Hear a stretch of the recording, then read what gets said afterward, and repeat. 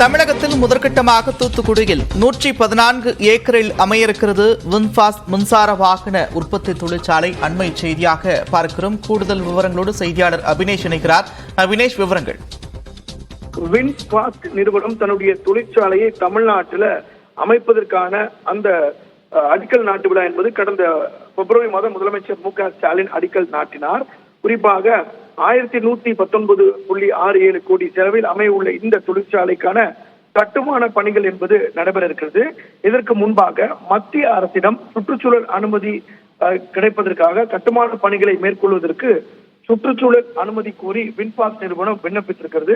முதல் கட்டமாக தூத்துக்குடி மாவட்டத்தில் 114 ஏக்கரில் அமையவிருக்கும் இந்த வின்ஃபாஸ்ட் மின் வாகன தொழிற்சாலை என்பது ஏறக்குறைய 5000 நேரடியாக 5000 நபர்களுக்கும் மறைமுகமாக 20,000 பேர் வரைக்கும் இதன் மூலமாக வேலை வாய்ப்பு கிடைக்கக்கூடிய வகையில இந்த நிறுவனம் செயல்பட இருக்கிறது.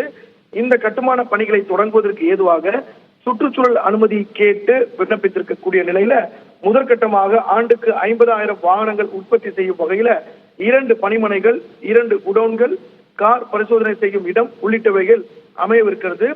1119.67 கோடி செலவில் அமைய உள்ள இந்த தொழிற்சாலை கட்டுமான பணிகள் குறித்து சுற்றுச்சூழல் அனுமதி கிடைத்தவுடன் தொடங்கும் என எதிர்பார்க்கப்படுகிறது. முதலமைச்சர் கடந்த பிப்ரவரி மாதம் இந்த நிறுவனத்திற்கு அடிக்கல் நாட்டினார் என்பது குறிப்பிடத்தக்கது. நன்றி அபினேஷ், விரிவான விவரங்களுக்கு.